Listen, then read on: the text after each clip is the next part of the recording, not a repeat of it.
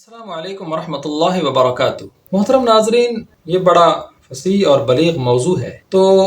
اس کے آغاز میں ہی میں یہ عرض کرنا چاہتا ہوں کہ آپ ہمتن گوش ہو کے میری باتوں کو ذرا غور سے سنتے ہوئے کاغذ اور قلم اپنے پاس رکھیے۔ ممکنہ حد تک جس قدر ہو سکے آپ بیان کردہ حقائق کو نوٹ کرتے جائیے، تاکہ وہ آپ کے اپنے حافظے کے ساتھ ساتھ آپ کے تحریری حافظے کا بھی حصہ بن جائے، تاکہ چیزیں آپ کو ریکال کرنا آسان ہو، سمجھنے کے لیے، حقائق کا اعادہ کرنے کے لیے ویڈیو کو ریورس نہ کرنا پڑے۔ اور آپ نے کنسسٹنسی کے ساتھ اس ویڈیو کو دیکھنا ہے، اس میں جمپ نہیں کرنا اور دل بھی نہیں چھوڑنا۔ انشاءاللہ یہ موضوع مشکل ضرور ہے، مگر ایسا بھی نہیں کہ جستجو کرنے والے کے لیے یہ قابل فہم نہ ہو۔ یہ اللہ کا قرآن ہے، اور قرآن تو اللہ تبارک و تعالیٰ فرماتے ہیں وَلَقَدْ يَسَّرْنَا الْقُرْآنَ لِلذِّكْرِ فَهَلْ مِن مُدَّكِرٍ، کہ جو غور کرتا ہے، سمجھتا ہے، اس کے لیے اللہ تعالیٰ نے اسے آسان کیا ہے۔ تو قرآن کریم کی چوتھی سورت سورۃ النساء، خاص طور پہ یہ تین آیات، آیت نمبر 11، 12، 176 آیات محکمات بھی ہیں اور آیات میراث بھی ہیں، جن کے سیکھنے پر رسول اللہ صلی اللہ علیہ وآلہ وسلم نے بڑا زور دیا ہے، اور آپ فرمایا کرتے کہ میرے صحابہ میں زید بن ثابت رضی اللہ تعالیٰ عنہ علم المیراث کے بڑے ماہر ہیں، اور حضرت عمر رضی اللہ تعالیٰ عنہ اپنے عہد میں میراث کے مسائل کے حل کے لیے لوگوں کو ان کی طرف بھیجا کرتے۔ اور میں نے ایک ویڈیو بھی بنائی ہے شروع میں، کہ جس میں علم المیراث کی اہمیت پر میں نے کافی بات کی ہے، اس کا لنک بھی اس ویڈیو کی ڈسکرپشن میں موجود ہے۔ تو اگر آپ ترتیب کے ساتھ سنتے چلے آ رہے ہیں تو آپ کو سمجھنے میں بالکل بھی دقت نہیں ہو۔ محترم ناظرین، بہنوں اور بھائیوں، اسلام میں وراثت کی تقسیم کے اہم موضوع پر آج ہم بات کریں گے کہ وارث کون ہوتا ہے اور ورثہ کیا ہوتا ہے۔ سب سے پہلے تو یہ بات سمجھ لیں کہ وراثت کے تین ارکان ہوتے ہیں، تین شروط ہوتی ہیں۔ وراثت کا نفاذ اسی وقت ہوتا ہے کہ جب کوئی بندہ فوت ہو جائے اور اپنے پیچھے کچھ ترکہ چھوڑے، جسے ورثہ بھی کہتے ہیں، مال کہتے ہیں، چاہے وہ پراپرٹی کی صورت میں ہو، زمین، مکان، گاڑیوں کی صورت میں ہو، یا پھر نقدی کی صورت میں ہو، جس کی کوئی ویلیو ہوتی ہے، اسی کو ترکہ اور ورثہ کہتے ہیں۔ وارث کے لیے ضروری ہے کہ وہ ترکے میں سے اپنا حصہ پانے کے لیے مرنے والے کی وفات کے وقت زندہ موجود ہو۔ وارث کو اس طرح بھی آپ سمجھ سکتے ہیں، وارث وہ ہوتا ہے کہ جو مرنے والے کے ترکے، ورثے یا مال میں حصہ دار ہوتا ہے۔ محترم ناظرین، بہنوں اور بھائیوں، مرنے والے کا وارث بننے کے لیے تین اسباب بتائے ہیں اسلام نے۔ پہلا ولا، دوسرا نسب، تیسرا نکاح۔ ولا کی تو اب صورت موجود نہیں ہے۔ ولا کہتے ہیں کہ پہلے زمانے میں جب کوئی شخص اپنے غلام کو آزاد کر دیتا تو اس غلام کو اپنے کسی رشتہ دار سے اگر کچھ ترکے میں سے ملتا تو وہ اس کا مالک نہ ہوتا، بلکہ اس کا مالک اس کا آزاد کرنے والا ہوتا، کہ جس کے پاس اس کے حصے کا مال چلا جاتا، اگرچہ اس کو آزاد کیا جا چکا ہے۔ تو یہ ایک اصول تھا،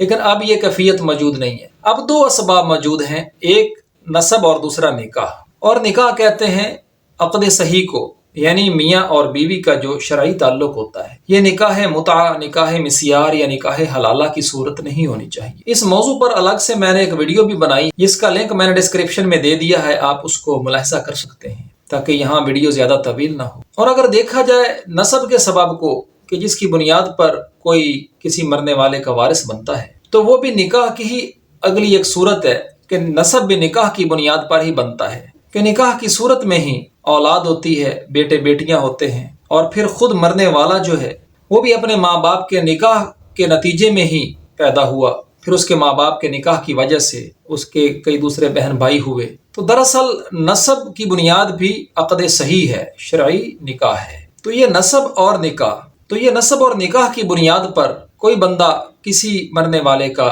وارث بنتا ہے۔ وارث کا مطلب صرف یہ نہیں ہوتا کہ مرنے والے کے ترکہ سے اس نے اپنا حصہ ہی لینا ہے، بلکہ ابو داؤد کتاب الفرائض میں ایک روایت ہے کہ رسول اللہ صلی اللہ علیہ وآلہ وسلم نے فرمایا کہ جس کا کوئی وارث نہیں، اس کا وارث اس کے ماموں ہیں، وہی اس کی دیت دینے کے ذمہ دار ہوں گے اور وہی اس کے وارث بنیں گے۔ تو اس سے پتہ چلتا ہے وارث نہ صرف مرنے والے کے ترکے میں حصہ دار ہوتا ہے، بلکہ وہ ذمہ دار بھی ہوتا ہے، کہ قرآن کریم کی چوتھی سورت سورۃ النساء کی آیت نمبر 11-12 میں جو 4 مرتبہ قرض اور وصیت کا ذکر ہوا ہے، کہ مرنے والے کے ترکہ کی تقسیم میں اس کی جائز وصیت پر عمل کیا جائے اور اس کے بعد اس کا جو قرض دیا جائے، یہ ذمہ داری بھی وارث کے کندھوں پہ ہوتی ہے۔ یہ ماموں والی روایت سے پتہ چلتا ہے کہ صرف یہی نہیں کہ وہ اپنا حصہ لے گا اور اس کے بعد وہ بھاگ جائے گا، بلکہ حصہ اسے بعد میں ملے گا، پہلے اسے ان معاملات کو نمٹانا ہوگا، سیٹل کرنا ہوگا۔ محترم ناظرین، قرض اور وصیت پر علیحدہ علیحدہ میں نے 2 ویڈیوز بنائی ہیں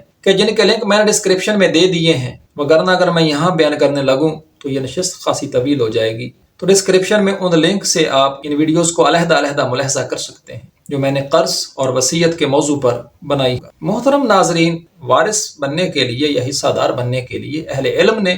2 اصول بنائے ہیں۔ ایک تو یہ کہ جب کوئی بندہ فوت ہوتا ہے اور وہ کوئی مال چھوڑتا ہے تو اس مال میں حصہ پانے کے لیے میت کے وارث کو اس وقت زندہ موجود ہونا چاہیے۔ اور دوسری بات کہ اقرب فالاقرب کا اصول ہے۔ وارث کی آگے پھر 3 قسمیں ہیں کہ جن کی بنیاد پر وراثت کی تقسیم میں ترجیحاً ان کو دیکھنا ہوتا ہے۔ سب سے پہلے ہے ذوی الفروض،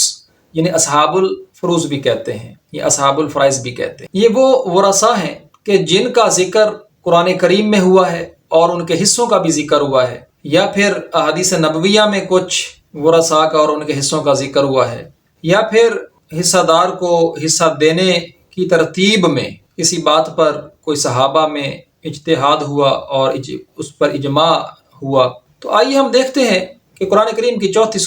سورۃ النساء کی آیت نمبر 11، 12 اور 176 میں وہ کون کون سے ذوی الفروض ہیں کہ جن کا اللہ تعالیٰ نے ذکر کر دیا اور پھر ان کے حصوں کا بھی ذکر کر دیا۔ اور قرآن کریم میں جن ذوی الفروض کا ذکر ہے، یعنی مرنے والے کے ترکے میں جو حصہ دار ہیں اور ان کا جو حصہ ہے، یہ حقدار ہیں، ان کا جو حق ہے، وہ اللہ تعالیٰ نے سورۃ النساء، قرآن کریم کی 4تھی سورۃ النساء کی آیت نمبر 11 اور 12 میں اور پھر آیت نمبر 176 میں ذکر کیا ہے۔ ان میں مرنے والے کی اولاد ہے، بیٹے اور بیٹیاں، اسی طرح اس کے والدین ہیں، اس کے بہن بھائی ہیں، جس کا ذکر آیت نمبر 11 میں ہے۔ اور پھر آیت نمبر 12 میں زوجین کا ذکر ہے کہ اگر میاں اور بیوی میں سے میاں فوت ہوتا ہے تو بیوی کا کیا حصہ ہوگا، اور اگر بیوی فوت ہوتی ہے تو میاں کا کیا حصہ ہوگا۔ اور پھر اسی طرح آیت نمبر 12 میں آخر میں اللہ تعالیٰ نے ایسے مرد یا عورت کا ذکر کیا ہے کہ جو کلالہ ہے، یعنی جس کا نہ تو باپ ہے نہ ہی کوئی بیٹا ہے، جس کی اصل میں یعنی اوپر نہ کوئی باپ دادا ہے اور فرع میں یعنی نیچے نہ کوئی بیٹا پوتا وغیرہ ہے، البتہ طرفین میں یعنی اس کے بہن بھائی ہیں تو اس کو کلالہ کہتے ہیں۔ اس صورت میں مرنے والے کے ترکہ میں حصہ دار اور ان کے حصوں کا ذکر ہوا ہے۔ خاص طور پہ آیت نمبر 12 میں اسی بات کا آخر میں ذکر ہوا ہے کہ ایسے بہن بھائی کہ جن کی ماں تو ایک ہے لیکن ان کے باپ مختلف ہیں، یعنی ہو سکتا ہے کہ اس عورت کا پہلا خامد فوت ہو گیا ہو یا اس نے طلاق دے دی ہو، اس نے آگے نکاح کیا ہو، وہاں اس کی اولاد ہوئی ہو۔ تو اس طرح ایک عورت کے 2 خامدوں کی جو اولاد ہے وہ آپس میں بہن بھائی ہیں، ان کو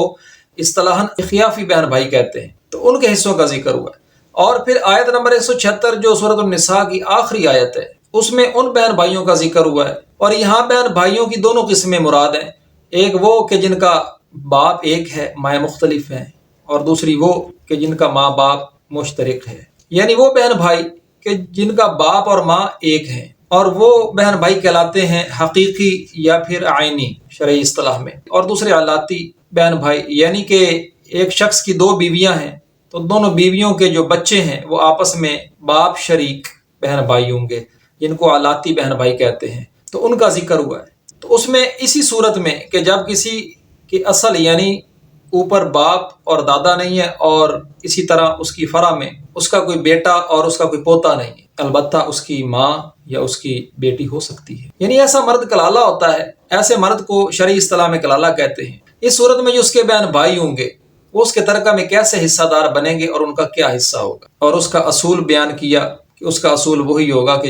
کہ مرنے والے کی اولاد میں جب بیٹے اور بیٹیاں ہوتے ہیں ملے جلے، تو جس اصول پر اس کے ترکے اور ورثے یا مال سے ان کو حصہ ملتا ہے اسی اصول پہ انہیں ملے گا۔ تو یہ اصحاب الفروض ہیں۔ تو یہ قرآن کریم نے مرنے والے کے جن حصہ داروں کا اور ان کے حصوں کا ذکر کیا ہے، ان کو ذوی الفروض کہا جاتا ہے یا اصحاب الفرائض کہا جاتا ہے۔ اب ہم آتے ہیں ذوی الفروض کے بعد اسبا کی طرف کہ اسبا کسے کہتے ہیں۔ معزز ناظرین، بخاری مسلم میں حضرت ابن عباس رضی اللہ تعالیٰ عنہ سے ایک روایت ہے کہ رسول اللہ صلی اللہ علیہ وآلہ وسلم نے فرمایا